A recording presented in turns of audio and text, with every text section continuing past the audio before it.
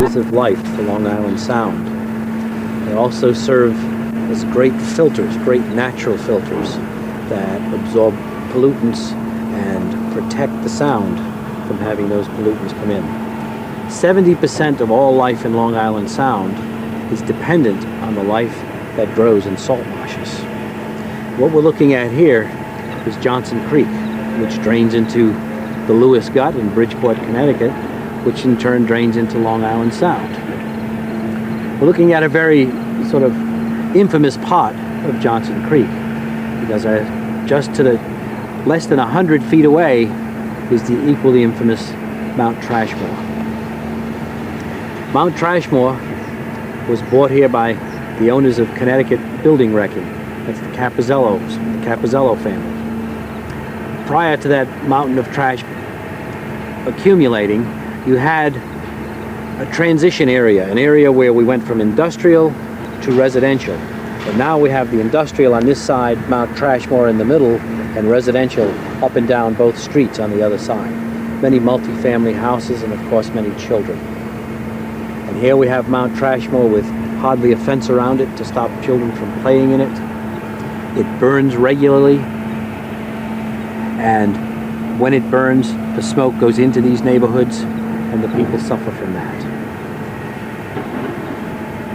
Mount Trashmore was made up of primarily demolition debris, and the only legal place to put that kind of debris is in a bulky waste landfill. Several weeks ago, the National Toxics Campaign tested the runoff from Mount Trashmore and found exceptionally high levels of lead and cadmium. If you look over to the right of the salt marsh, there's a little opening where the cars go by on the street. The drainage and the runoff and the leaching from Mount Trashmore run right across that street and directly into Johnson Creek. That's the runoff that we tested. That's the runoff that proved to have high lead levels and high cadmium levels. And that's the runoff that's creating a hazard to Long Island Sound and the life within it. One of the amazing things about nature is that when toxics get in water, you get a thing called biomagnification and bioaccumulation. The tiniest of organisms in that salt marsh and in this creek will eat a small amount of all those toxins. And then the next larger organism will eat hundreds of the little organisms that first collected it. Because by collecting it, they're trying to clean up. Nature is cleaning up the pollutants that are put in there. And then the next larger organism eats the next lower class, until you get right out into the water and into the sound itself, where you've got the smaller fish eating the tiny organisms. And then you have the larger fish eating the smaller fish. And what happens is all the way through that chain, you are accumulating and magnifying the effect of the heavy metals and the other toxins that run out of that pile. So when you get to the bluefish and the striped bass, you've got fish that are eating thousands of smaller fish that have already collected the heavy metals. So no matter how much you dilute what comes out of that pile, nature just puts it back together again. It's sort of like a big vacuum cleaner. And at the bluefish at the top of the bag are like a vacuum cleaner bag. They've collected all the dirt, all the toxins. And on the other side, as you can see, winds frequently blow off Johnson Creek, and that takes the odor, takes the dust from the pile and blows it into the neighborhoods. And there again, we have a major health problem for the people that live there. Yet despite all this, and despite all the potentials, until recently, the Department of Environmental Protection has done virtually no testing. And even today, there has been no in-depth testing of that pile to determine how hazardous or how toxic it is. Even the tests that the National Toxics Campaign did were only surface tests. They tested the leachate coming out. Strong indication. I mean, it has to be coming from somewhere, so that's a very good reason to test the entire pile. But instead of that, the Department of Environmental Protection simply came down and took surface tests, mixed them together, and ran a dilution test that would show what would happen if it were put in a landfill. Well, it's already there, and the toxics that we measured coming out are that's what really happened. It's not a simulation, and that would be the better test to take in this instance.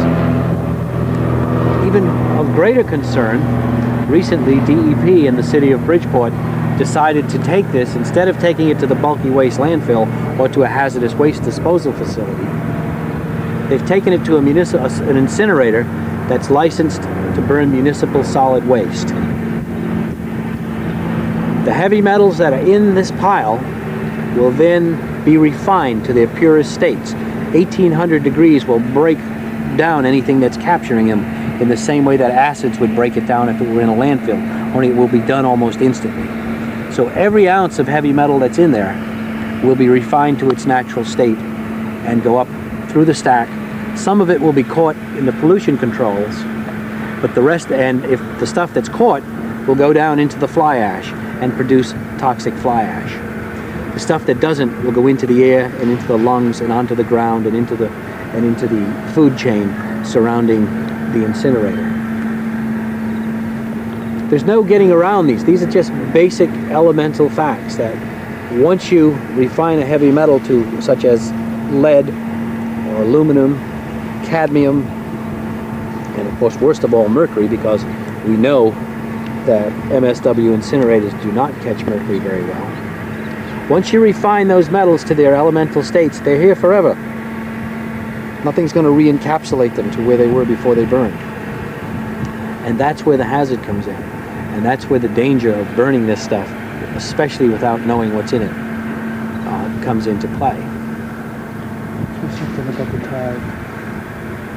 Tide now. Yeah. Right now, as we can see from the bank over here, the tide is just a couple of feet below Mount Trashmore, or below the level of the bottom of Mount Trashmore.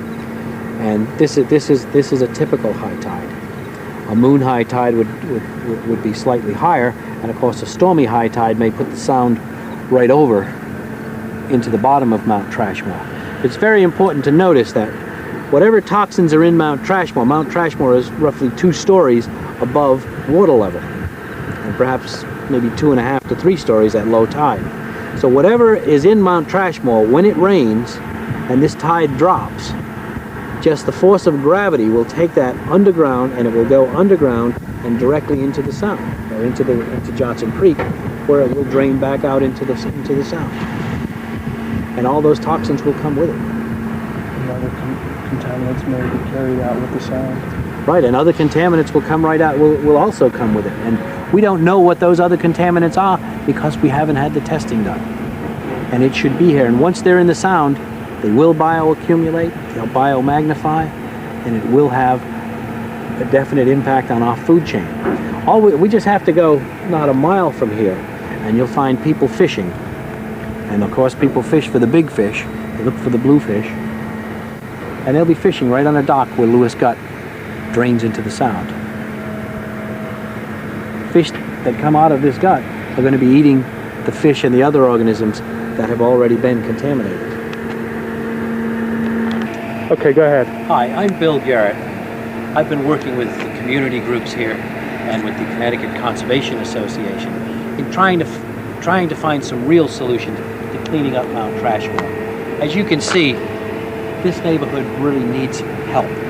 So we've been working together with the Greater Bridgeport Interfaith Action, with local neighborhood people, to try to get everybody to come together and try to bring our government agencies, the DEP, the City of Bridgeport, to their senses about this, to have them really look at the facts and say, look, we've got to take care in getting rid of Mount Trashmore. We can't just do it on the cheap and do it quick, because that endangers everyone's health, and it endangers the environment and the viability of Long Island Sound.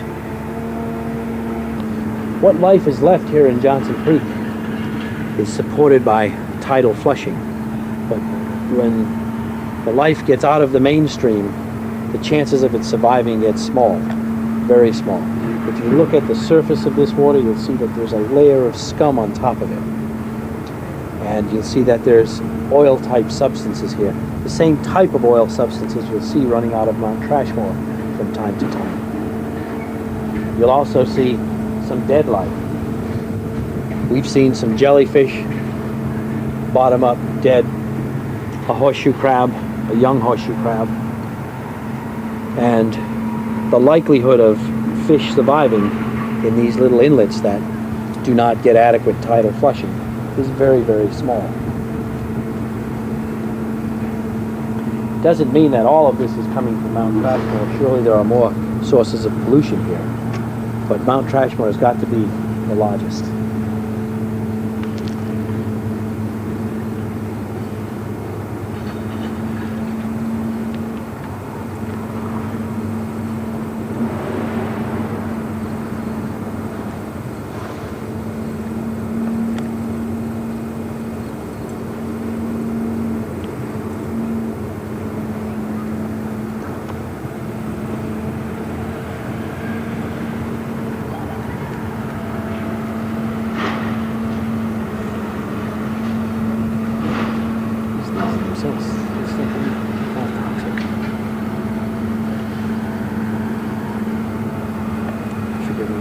Preservatives to add here. Good, we're not allowed to put those kind of piles in the water now.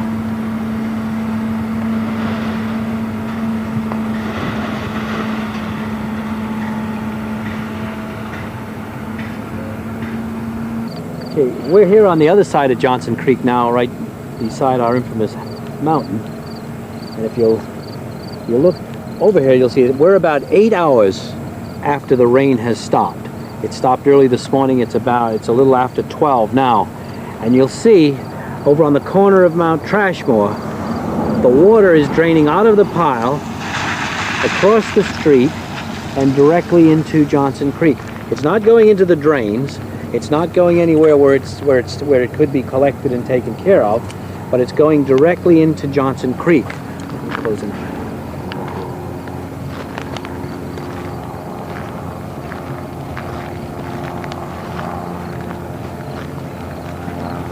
This is the same area that the National Toxics Campaign took their leachate samples from, and also after a rain. So we had roughly the same conditions as we have right now. And as you can see, it's running right down and into the creek.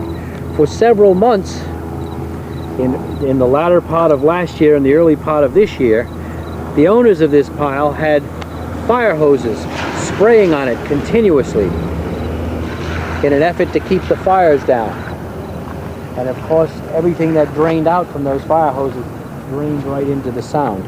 And this creates both a potential and an actual hazard to the environment of Johnson Creek. And given those facts, state law and federal law would require that the Emergency Removal Fund on the federal level and the Emergency Spill Relief Fund on the state level be used to clean this up as a hazardous waste, which would mean there'd be protection for the community during the collection process. There'd be protection for the community during the collection process, and it would be put into an area that would be safe. And it would also preserve the evidence in the event that any of these people have future lawsuits that they wish to actions they wish to take either against the state, the city, or the Capozellos. Instead, we're getting a quick, cheap removal that says burn it, burn the future evidence, and to hell with what's happened to Johnson Creek or any of the people that are here.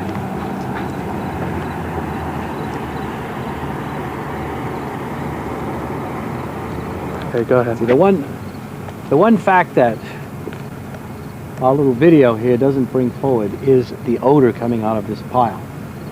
I don't think I could stand here very long without getting very sick. And this is the same odor that people who live in this neighborhood have to put up with 24 hours a day.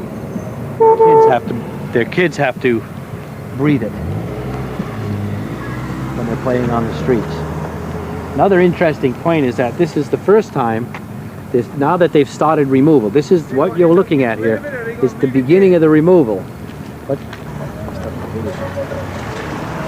What we're looking at is the first day's work. This is where the big bites out of the side of Mount Trashmore are.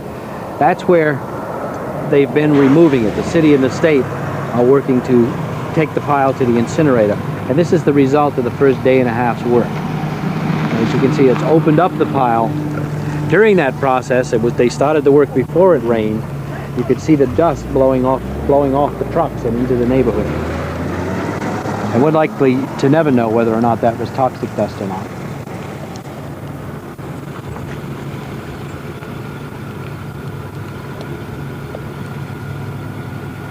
The waste in this pile is a mixture of demolition debris and municipal solid waste.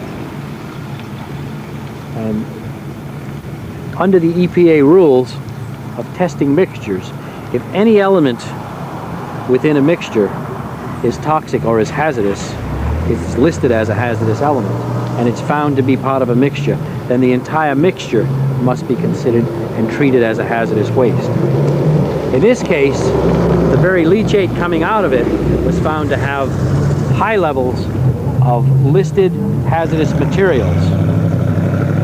Yet we still find the state saying we're going to treat it as municipal solid waste instead of either demolition debris or hazardous waste. It's simply a linguistic reclassification that totally ignores the facts and totally ignores the science that underlies what's happening here. Both the state and the federal governments have spent millions upon millions of dollars developing a disposal system that has separate destinations for hazardous waste, for the disposal of demolition debris, and the disposal of municipal solid waste. Each has a separate destination that's designed to protect the public and the public health from the potential hazards within that kind of waste. Here we have hazardous waste, or at least a high potential for hazardous waste, definitely toxic materials, definitely demolition debris, and some municipal solid waste. And the entire pile is being treated as municipal solid waste, and it's being burned. That is not licensed to burn this type of material. And the reason it's not licensed, that is because it's not designed or built to safely burn it. Go. Here we have a little Lake Trashmore, and no doubt it's been made up from the drainage from the top of Trashmore right on down through, and now it's beginning to accumulate here. It's going to be very interesting to see what the DEP people and the city do with this particular piece of water. If they come in and just put a hole in it and let it drain into Johnson Creek, then they're very clearly violating the law. That would be an illegal discharge. So it's going to be interesting, and I hope I'm here on Monday morning when they come down to go back to work.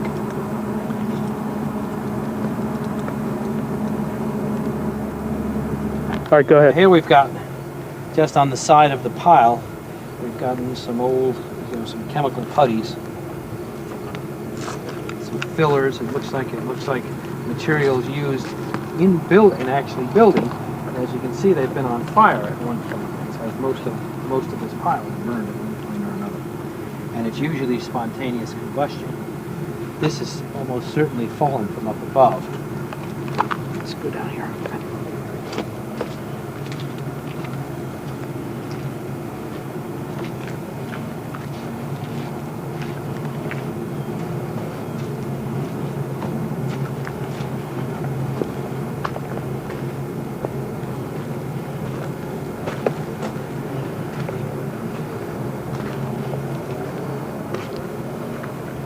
Hey, Bill. Please get a stick. I'm looking for something obvious. Demolition is shingle.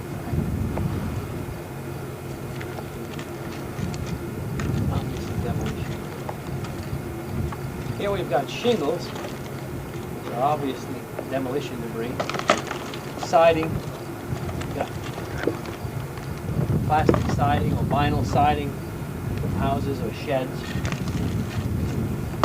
Underneath here, we've got painted wallboard. I don't know if you can see that or not. Wallboard there. Material on it that's painted, and almost certainly the paint contains lead or mercury. This is is all from older buildings, older building materials. If that were a modern building, you wouldn't have that type of board. And then there's more shingles under there, which have, of course, petroleum-based products in them. Plastics.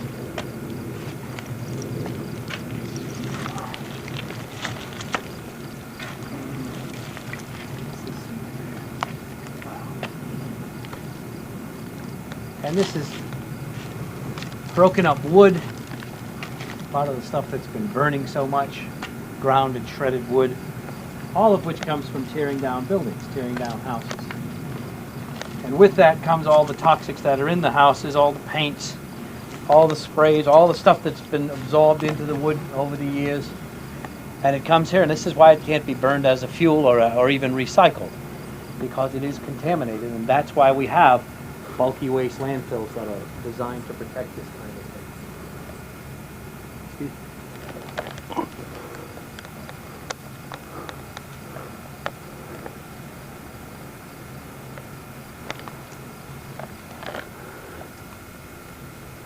Oh, God, the smell is...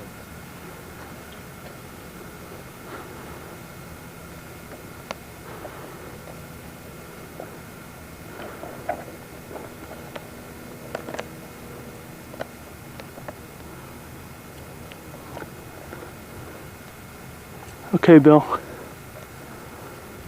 Over here we've even got carpets and the materials used to hold the carpeting down. No doubt all of that really are treated with chemicals to preserve it. Chemicals in the glues, and when that stuff is burned, those chemicals will be released. And you got BX cabling. Still got the wires within it and the plastic coating on the wires. It's illegal to put plastic in the incinerator, particularly that type of plastic, because it contains vinyl chlorides. It's those kind of things that create dioxins when they get together with benzene in a hot atmosphere. What'd you say? I said, this smell is really making me sick, so we're going to have to cut our tour a little bit short. But here you've got some more shingles. You can see here's some shingles that are still nailed to the roof. Clearly demolition debris.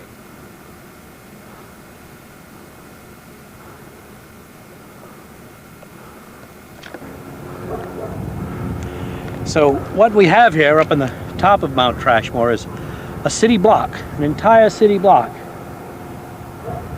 that has become the neighbor to the people that live in these homes, and the people that bought these homes and decided to make their home here.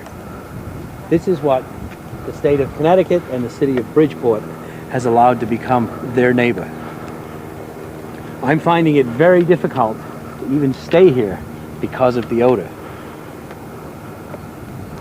And yet they have to live with it 24 hours a day, every day of the week, and they have to live with the health impact of breathing this kind of air.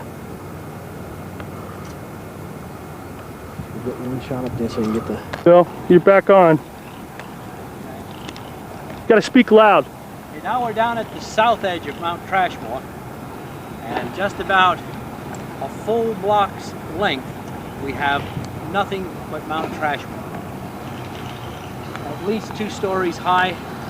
As you can see, the chimney of the Connecticut Building Wrecking Company is below the level of where we are. Okay, as you can see, we're at least 2 stories high. The chimney of Mount Trashmore, the chimney of Connecticut Building Wrecking is right ahead of us, and it's below the level we're at now, and we're not even at the peak. And as you can see right straight ahead, you see one peak after another, and that gives you some idea of how long and just how much waste is here, and just how much contamination is here. And everywhere we look, we see wiring, we see BX cable, we see all the indications that burning this material would not be safe, not in an incinerator that's built to do only municipal solid waste.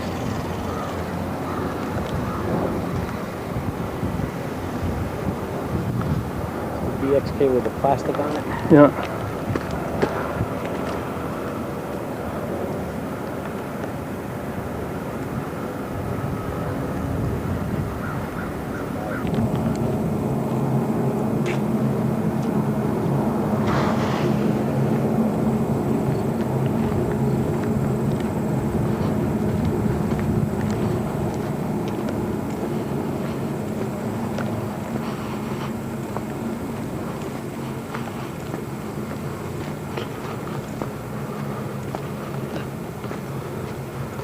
But Bill, before we leave, As we can see, the fencing is hardly adequate.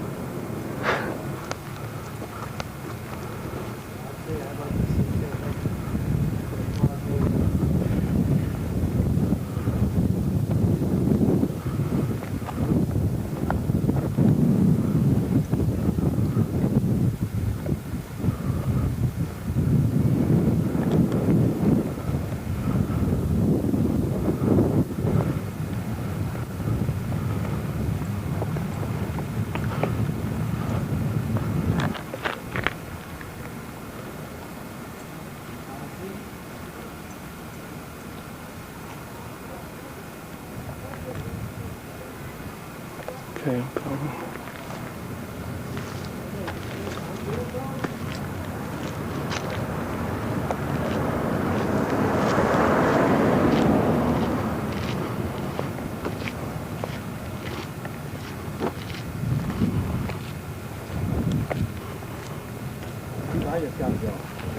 Here we've got another drainage point. And you can see the wood chips that are all piled together there. And during the heavier rains, we had a continuous drain coming out of here. You can also see the discoloration of the concrete from the drainage. And if you can see it all in back, you see there is Mount Trashmore, and of course there's a whole series of barrels there, and we have no idea what was or is in those barrels.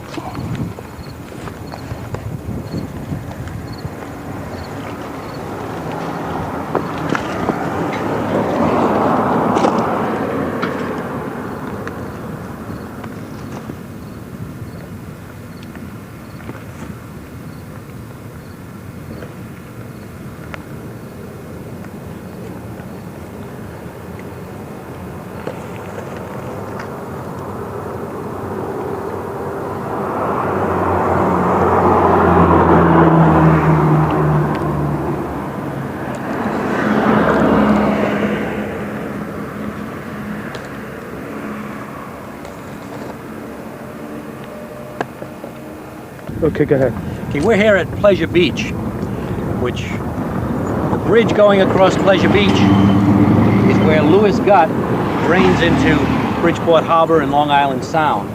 And off to my right, you look at the green salt marsh along the edges, you have the beginning of the Great Meadows Salt Marsh, which is 700 acres of federally protected land, which is becoming a national park. But just before you get there is the opening of Johnson Creek. And that's where the pollutants from Mount Trashmore clearly run into Johnson Creek, and Johnson Creek drains right down through here, laying its toxins all throughout that salt marsh, where they're more likely, where they are much likely, very likely, to be picked up by the tiny organisms that try to clean the sound and clean the pollutants going into it and the discharges going into it. Up here on the bridge, frequently you'll see people fishing, and they're fishing not for small fish, they're fishing for the top of the food chain, the bluefish. And the same out here. Here we've got the dock on Pleasure Beach. You'll see there's several people out there fishing now, and the tide is changing. This really isn't the best time for it. And if you went off to our left, there's actually Pleasure Beach itself, and you'll seldom see a high tide with less than 10 or 12 fishermen out there as well.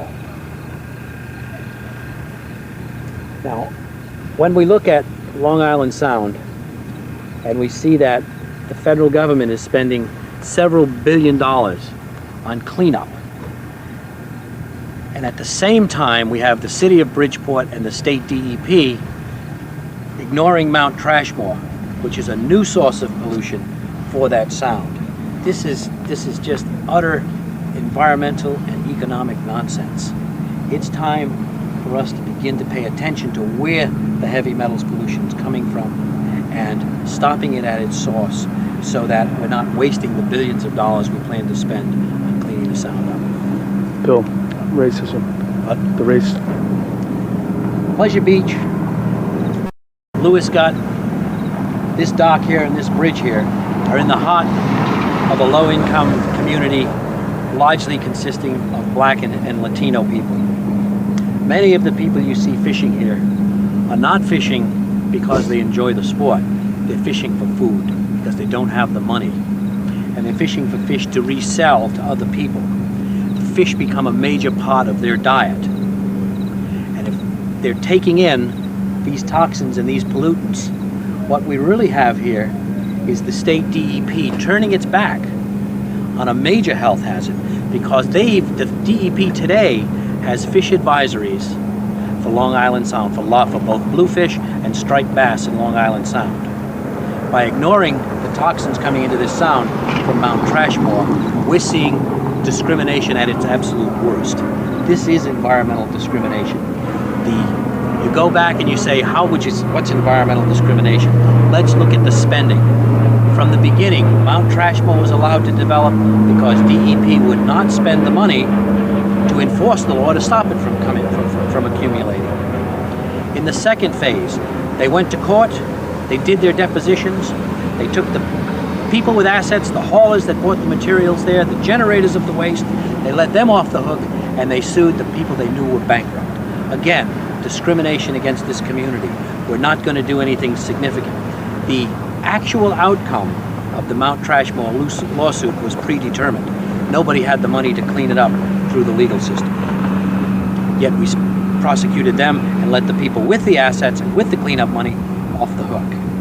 And finally, when it comes to the cleanup itself, they would not spend the money for testing to determine whether it's hazardous waste or not in any significant testing. And they're taking the cheap way out. They're saying, let's burn it in the incinerator, let's illegally burn it, let's burn it in a machine that's designed only to do municipal solid waste, because that incinerator also sits in the heart of a minority community.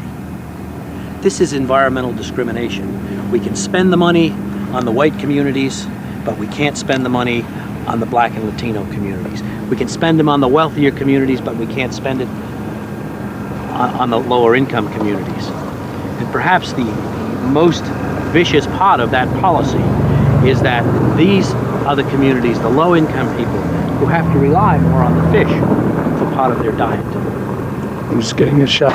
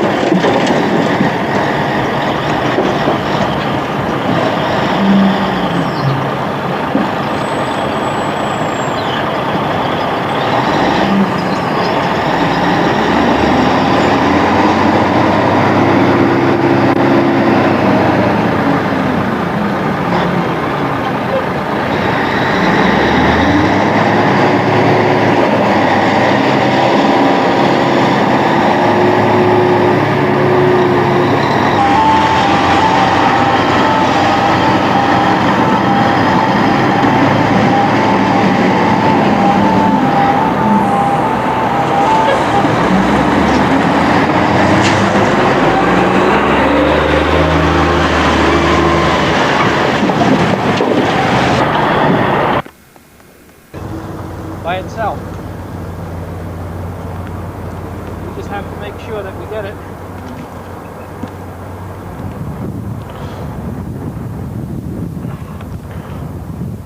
Oh, I gotta get something to pry it with. I don't think that you can come blood samples. Well, if he takes a picture of me taking this is a listed hazardous waste. It's creosote. That in itself makes the whole pile hazardous. Do you see that? Is the picture sufficient? I don't know. I mean, And an abrasive wheel. It's also a post treated with creosote, and it goes right up in and under. There's a second post which is also treated on the ends. There's copper tubing. Careful. Don't know what, but that's not. There's BX cable here. I'll show you the BX. VX with the wire and the wire covering still on there. Those coverings have lead on them.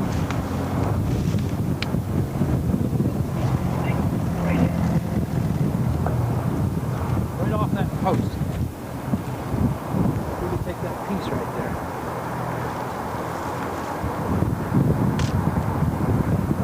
You want to try that this has by Go ahead, Bill. running. If you look at this end, which is clean,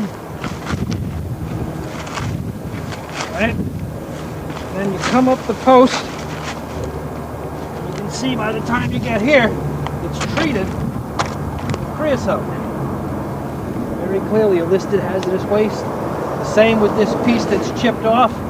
It's a little more apparent. This is the piece that comes off there. It's a little more apparent there. You can see at the bottom it's clean, and then as you come up, it's treated. What kind of it? I mean, what is it? It's plastic. It's very dangerous. And it's not permitted in our insurance.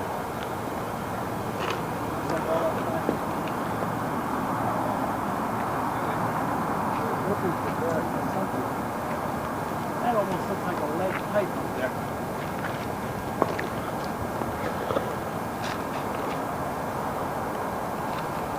Oh, it smells a hell of a lot better than this one.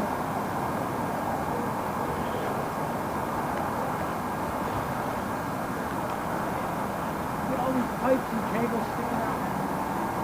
Yeah. Let's get a close up of one.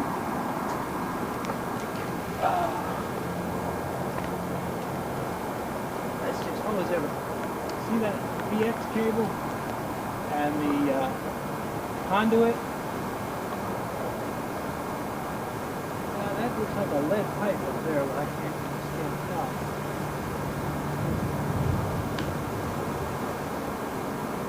See all that VX has got wire in it. And the wire's got those coatings.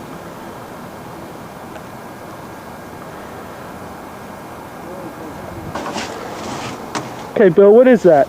Sodium hydroxide solution, corrosive material, UN 1824, liquid caustic 25. Okay. How many do you see there? 1, 2, 3, 4. Okay. All right. Partially full and fairly clearly leaking onto the ground. I'm going to get out of it. Go in my shoes.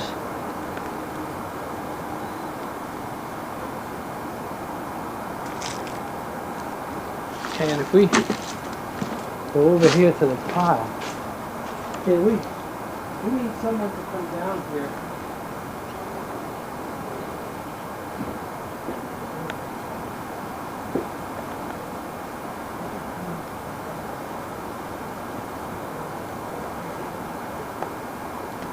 Looking around, see if there's anything good here. Do you see anything I was that... thinking this road cone I might take.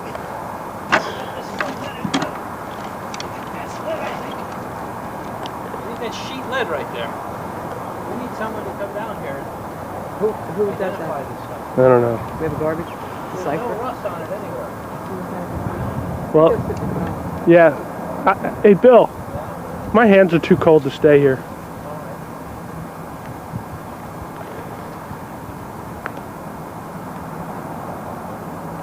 That is pretty good.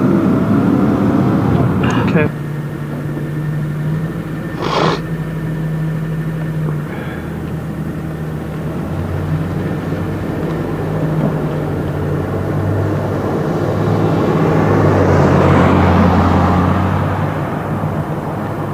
We're at the intersection of Central and DeForest, looking at the property operated by Gino Capizzello Jr., doing business as Central Recycling.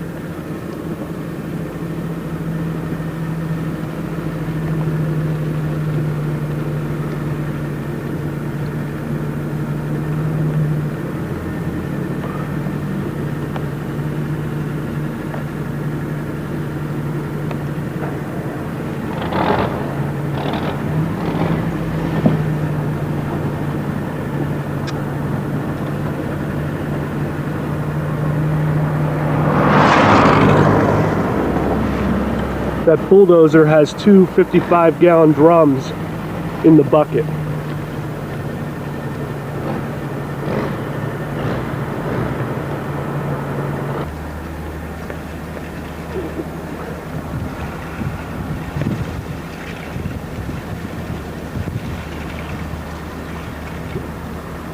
It actually looks like 3 drums because there were 2 lengthwise and 1 sideways.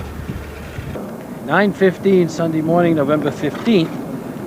Up here digging through the pile, we found some kind of abrasive wheel that's got a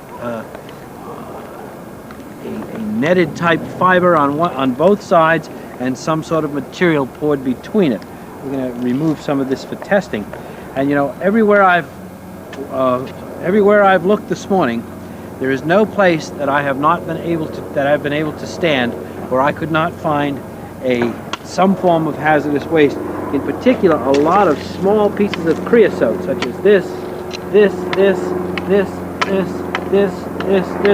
This is just one place. I found very similar amounts in almost everywhere I've stood. In fact, I've stood in several places this morning, and within my line of sight and within the reach of this stick, each time I've looked, I've been able to find some small pieces of material with creosote on them, and which very clearly shows that the pile is impregnated with a listed hazardous waste, creosote. We're going to clean up the other barrels. Any of the other wheels.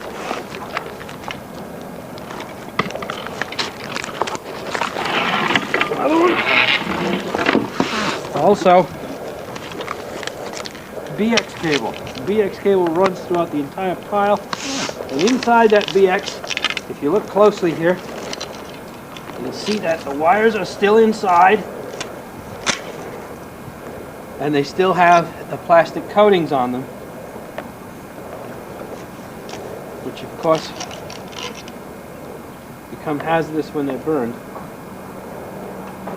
Also, we got here, we have a big pile of roofing cans.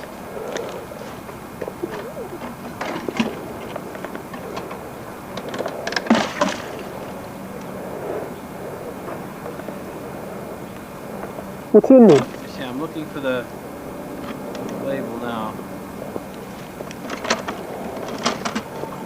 This is heavy-duty flashing cement.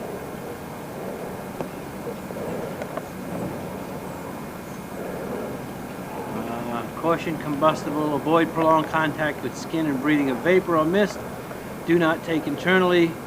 Close container after each use. Use with adequate ventilation. Petroleum asphalt.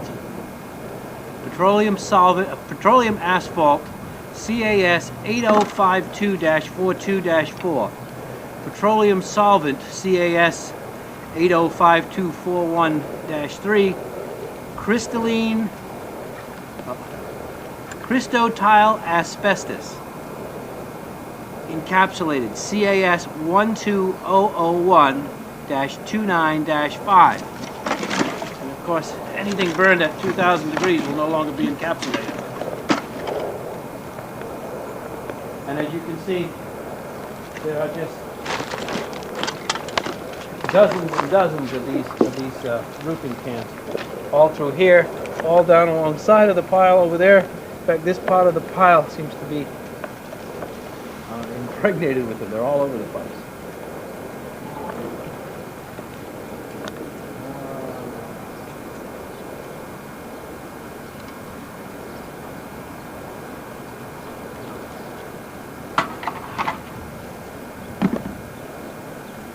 Certainly a form of asbestos. Here we have General Electric F72T12CW cool white light. Fluorescent light almost certainly contains mercury. Here's another one right down here. I'm going to find any little label on it.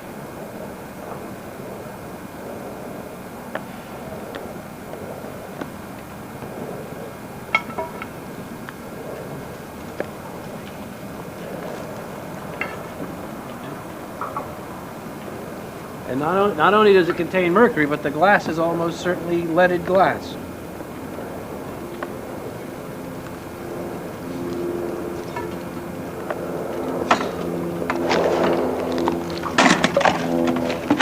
Paint cans.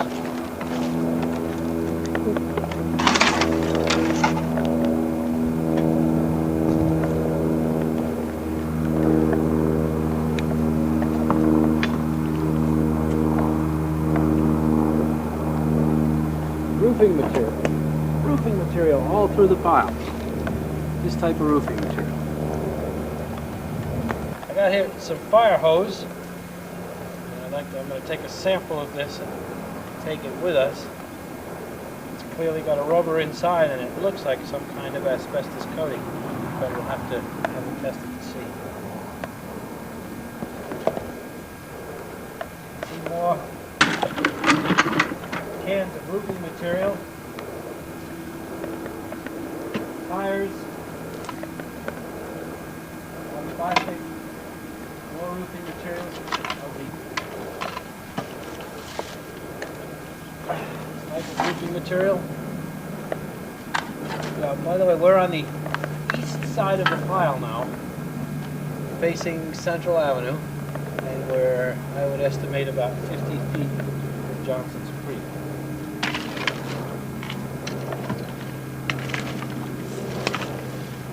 More creosoted material, chips off old pilings.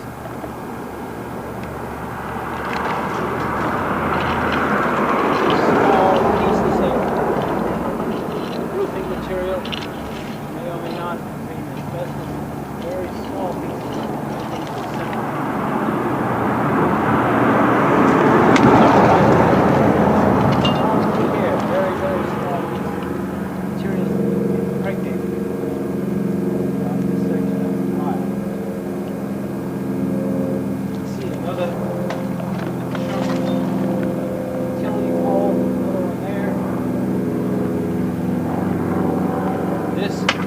Very clearly, I think, a treated piece of treated wood. Very clearly, I said what we got was we're going to test some of this, but we of course can't test them all. That's my only testing.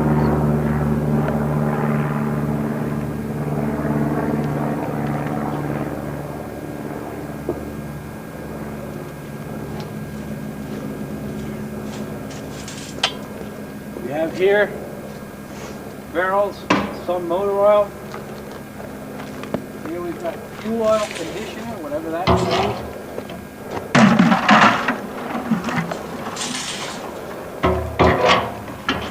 Unfortunately, we can't read the labels. See, there are several other barrels here. We also have the corroded bottom of a container of chlorofluoromethane, CAS number 7569-4, and its net weight is 45.4 kilograms, produced by Racon Industries Incorporated, 6040 South Ridge Road, Wichita, Kansas.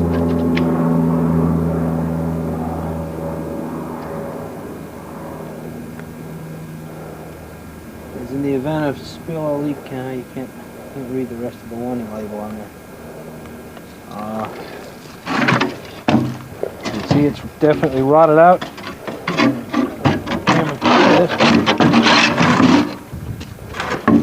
There's still material inside it. This needs to be tested. Drum labeled hydraulic oil. Over here.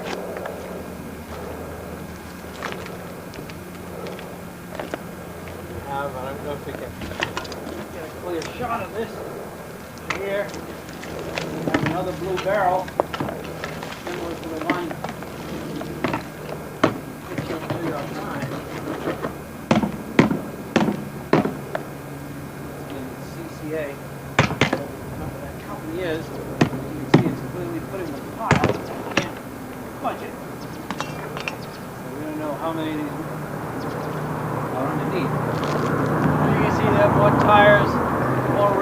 advertises. And, lots of little chips of broken roofing material.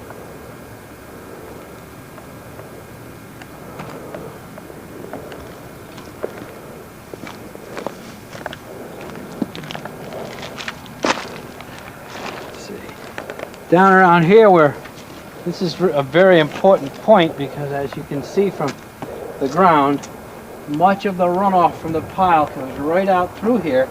You see you got these green colors, mossy colors over here, or whatever they happen to be. It's not moss, because I don't think it's even alive. And then it gets to the ground. And what you can do is you can just trace where the water runs and where the leachate comes out, right over to here, which is now blocked up from all the current carrying all these pieces of wood here, out to the street and into Johnson Creek.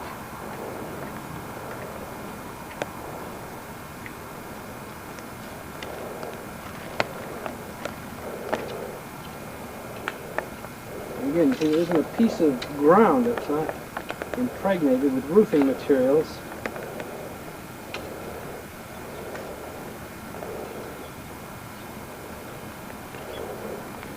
And a piece of metal pole.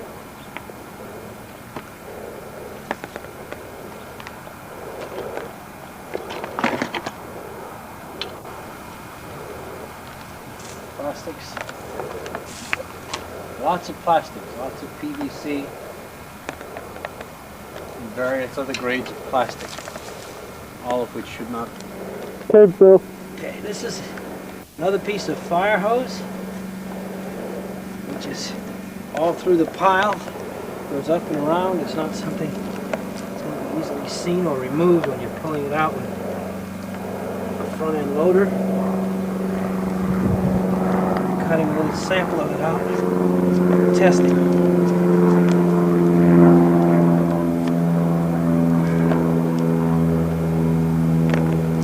Okay. That's the outer coating. You see there's rubber on the inside.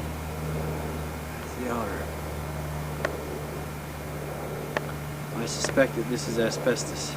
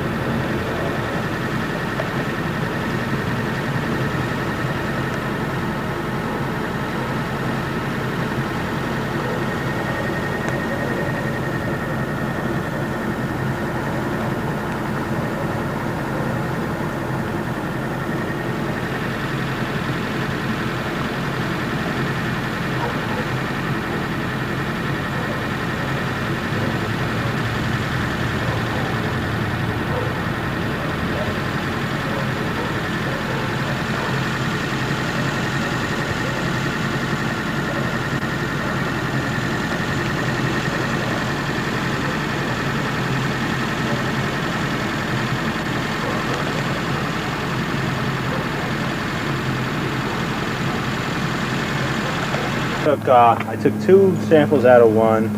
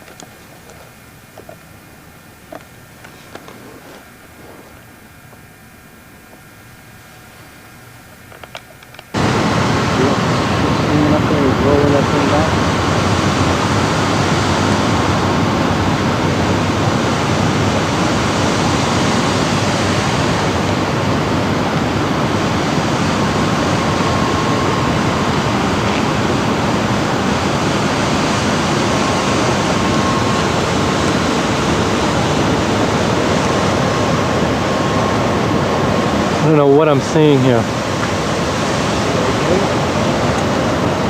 Yeah.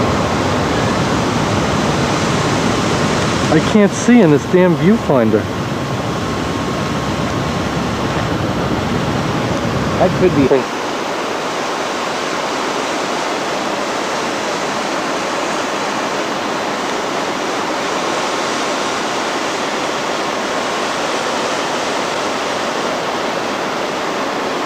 Can't even get up high enough anyway.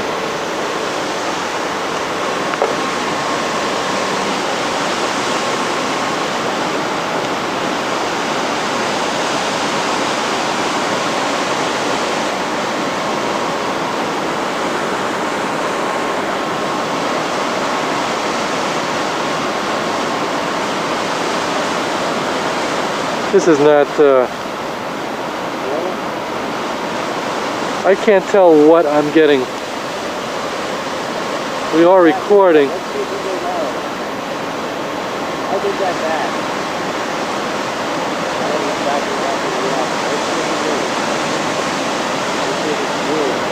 It looks like there's a, Let's get over the other side. it looks like there's a film over this camera of some kind.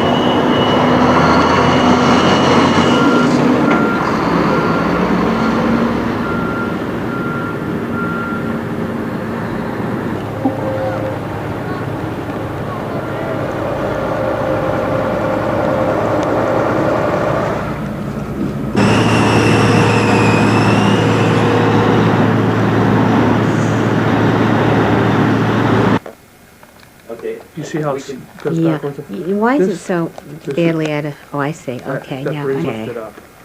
Okay. You don't. I mean, the camera is focused. It's the viewfinder Sure. that's not focused. So when you Okay. lift that So up. you have to lift it up. Okay. Okay. Great. Does that can you can move it around and see how Okay. it'll Now, this is automatically adjust off. the light and everything. Okay. That's This the lens is. cover. Oh, this is the lens cover. Off is. The top switch where the green button is. Okay. Push it to the middle. You have the wide lens on. If there's more. It'll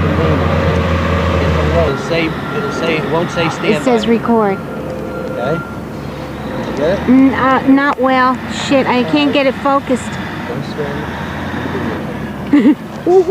Now when he comes by, when he comes by here, Okay. get him when he comes out of the street and get that load cover. Carol? Yeah, I can't find the focus. Okay.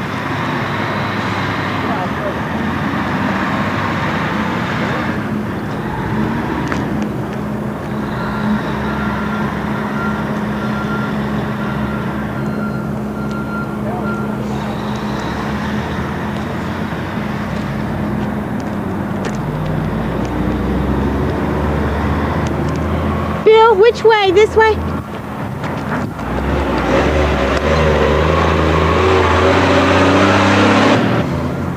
It's very dark.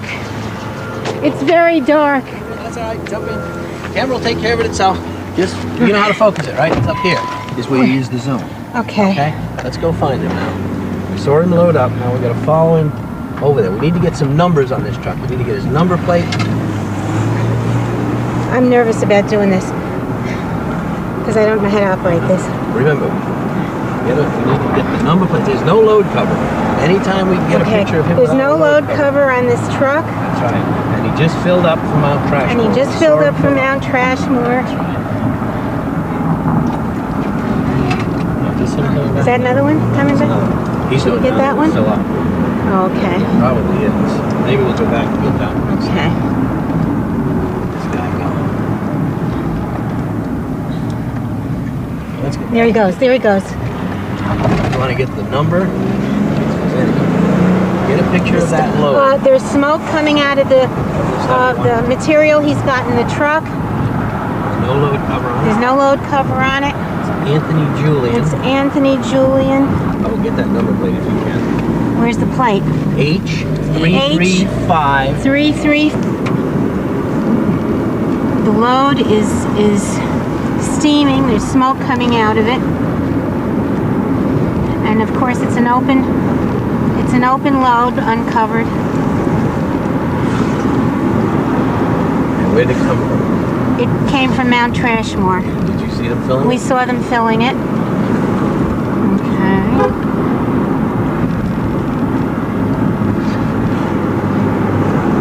He's going to turn up here. It'd be nice if we could get to see the side of the truck.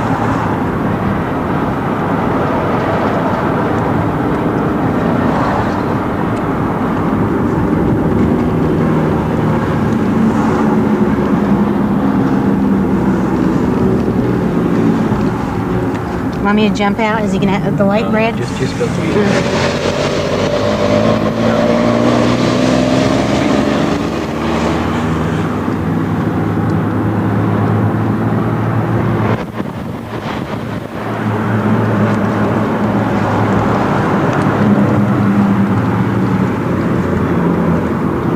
Uh-oh, there's something that came up on the screen. Let me see. What came up? I don't know. It's like a barrier? T-Red. What does that mean? Connect recycling trash to energy facility. Don't worry about it. Just Okay. I don't think you have to. I know what that is. That's a title. You hit something that brought Oh, the title shit. up. But don't worry about it. Oh. Let the title stay there. Steam coming off because there's still a considerable amount of steam. Now we're being released. traveling at how fast are we traveling? We're traveling at about 48 miles an hour, Okay, and is there a load cover on that? and there's no load cover on it. The steam is very visibly coming off of it. Are there chips and dust and stuff coming off? Yes, there is. There are. I I just saw a piece of debris hit the ground near the guardrail. The stuff is flying out. Another piece just flew out. Steaming hot load, it looks like.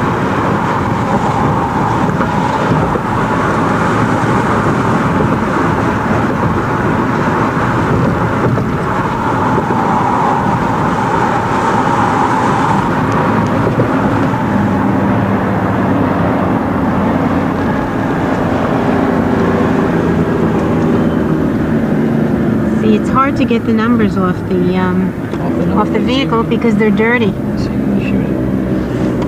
I'm shooting it, but It's going to be bouncing around. it's bouncing around, and so am I. As close as I can.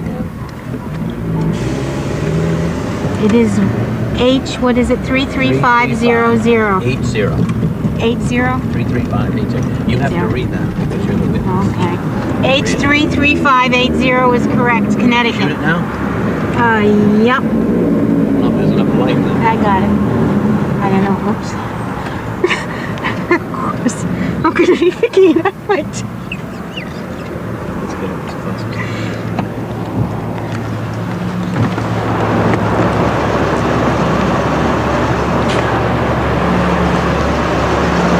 That's it, H33580.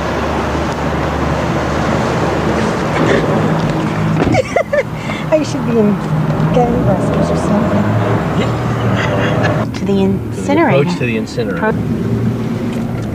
Okay, this is Howard Avenue here. Okay, we're on Howard We Avenue. have to draw a map of this when we get back. I hope we got it all. Can we follow another truck just to be sure? Well, I don't know if I got time. Okay, this is Howard Avenue. Yeah. Okay. Turn it off? To expedite the service. We should be able to pick him up right here. There he is. That's him, isn't it? Yep, Oh, is that him or is that? I think so. There he is, the green one, right? That's the one. See if you can.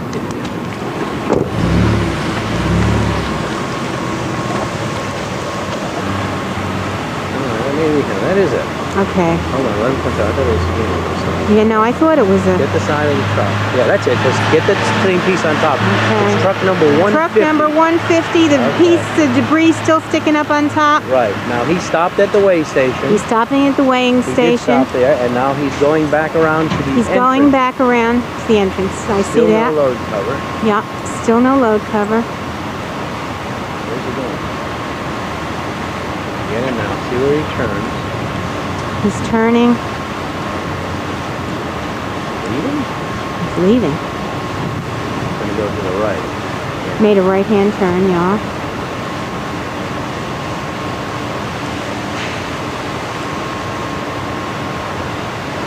Go on. Now Well, he let's go just back. stopped straight ahead there. He's parked there. Is it? No, That's not him. it's not him. Didn't have anything in the truck? No. Okay. He didn't pull out the lead. He's standing here parked. Let me just get the vehicle number. Let me out. I'm gonna.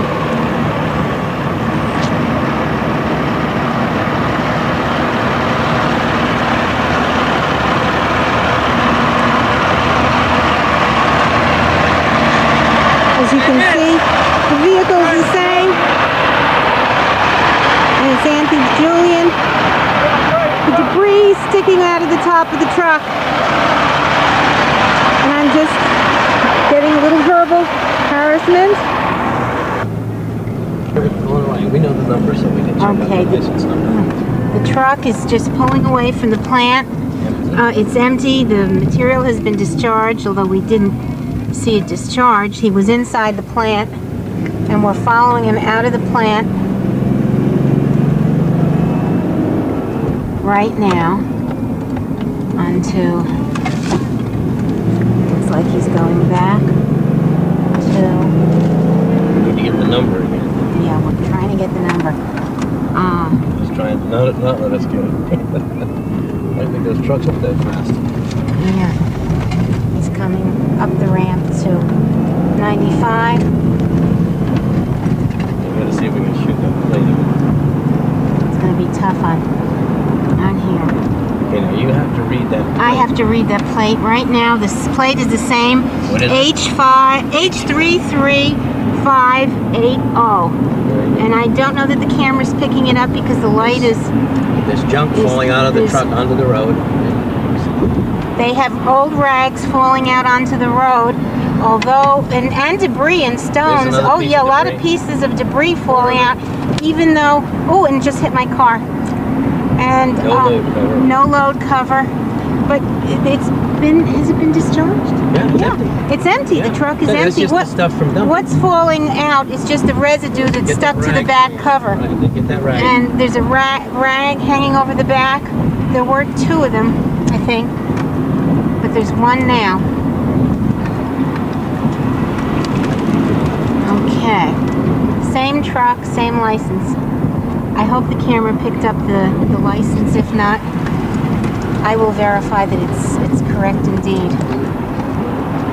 Seating up 95, on 95, and there's still material falling off of the catch cover on the back. And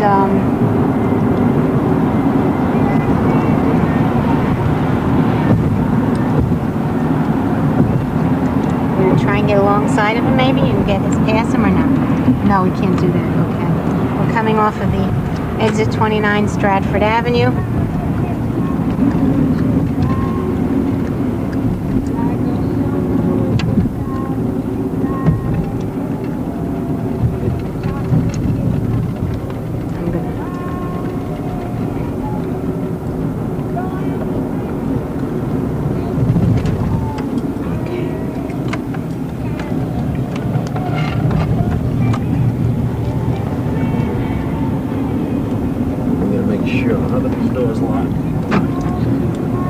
Why did you do that? Well, he may go down and stop in the middle of the street, so you block the road from us. Try to take the camera. Oh. Oh my. You just have to be prepared. Oh, okay. Good thinking, Bill. I don't think we're going to go to Where are we, Bill? This is Newfield Avenue and Seaview. Newfield Avenue, Seaview. Okay.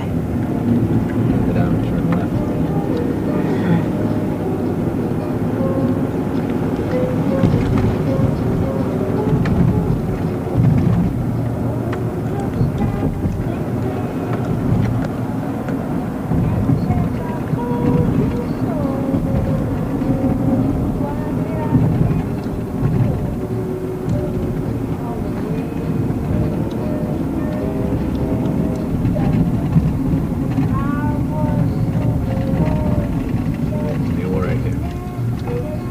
He didn't go back to Trashmore. He's not going back to Trashmore. Probably to turn around and come and break my... Uh-oh. Oh, gee. Been approached by the driver. Wanted to know what we were doing.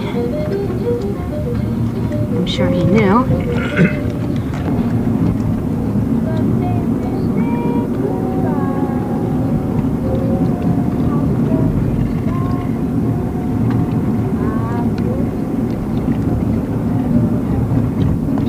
Now stuff is still falling off that vehicle. We want to get a couple of shots of them refilling. We're back at Mount Trashmore, and it appears they're getting ready to load up again. There's so much steam coming off of the piles there. Yes. You can see there's no soaking or loading or anything. Everything is at a standstill, although that loader just changed position when we got here. Bill, should I walk around the other side and... Come on and get in the car. Okay. Get in and we're gonna go away now.